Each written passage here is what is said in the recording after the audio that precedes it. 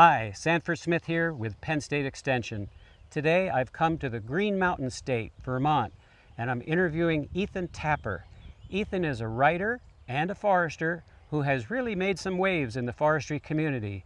He's really an expert at communicating forestry and communicating the situations and the dilemmas and the challenges that landowners and others have in relation to forestry. Ethan, I wanted to talk to you today about a few different things. And the first thing is, there are some scenarios that landowners sort of adopt in regards to their property, as well as other management agencies even adopt. And one of those scenarios is, we should just keep managing the forests the way they have been managed, exploiting them, so to speak, for lumber or other products, and letting the forest heal itself and just take care of itself. What do you think about that scenario? I think that, that idea of that we should just sort of let nature take its course and that everything will be fine is something that really, when you start to dig deep into our ecosystems and you start to see really like where they're at and how they've been treated in the past and all of these different things that, these legacies of the past that they're dealing with, from short-sighted forest management, in many cases clearing, having been converted to agricultural land, sometimes for centuries, and then now being in this moment when they're faced with so many threats and stressors that we could enumerate, introduced invasive plants, animals, insects, pests, and pathogens, deer overpopulation, forest fragmentation, deforestation, all these different things. You start to realize that actually to leave a forest alone is not always an act of kindness. That in many cases, our ecosystems actually need some help to deal with all of these different things and to move into a better future. And in many cases, what I would say is that I had this moment myself of, I was working as a wilderness guide and I was living in ecosystems, living in the woods. And when I went to forestry school, I had this very jarring moment where I went from really thinking that all we had to do to take care of forests was just to leave them alone, take our hands off them, and everything would be fine. And the thing that we call nature would take care of everything. And once I started to really learn about where our forests are at and the challenges that they face, suddenly, I realized that that would not always be an act of compassion. Yeah, right. You sometimes equate this need to care for the land, this stewardship, to human relationship, right? And the trauma that people have been through in their lives and how they need help sometimes, or even the struggles we have with others. It can be that way with a forest. There's all sorts of kind of interesting analogies you've made in your videos, which you're quite well known for, Instagram type short videos. Those are on YouTube, I think, as well, aren't they? Yeah.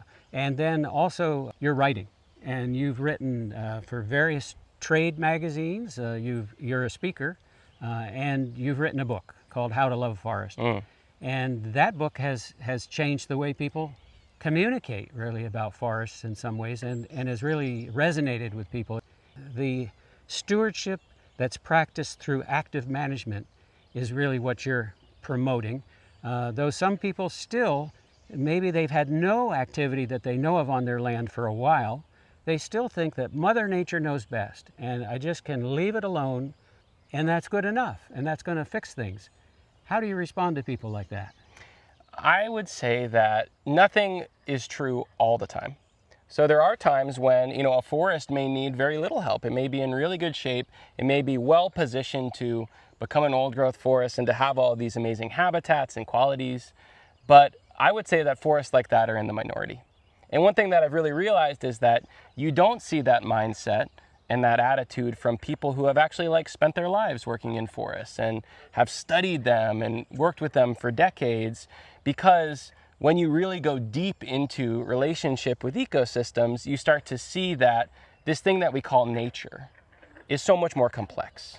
It's all of these species, it's all of these complex relationships between them, it's soils, it's waters, it's all of these things. And sometimes I feel like to call all of that just nature and to imagine that it is totally self-sufficient and totally able to take care of itself, let alone, the fact that all of the things that have happened to it and all the things that it struggled with, is sort of like throwing a blanket over a city, right? Where you just, you describe this whole thing by this all-encompassing word without realizing that that thing is actually incredibly complex. All of these different species, all of these different relationships, you know, of millions or billions of organisms that may be in a handful of soil. Yeah. And I think that really, you know, it's beautiful to call all of that nature and to think about it in the way that we think about nature.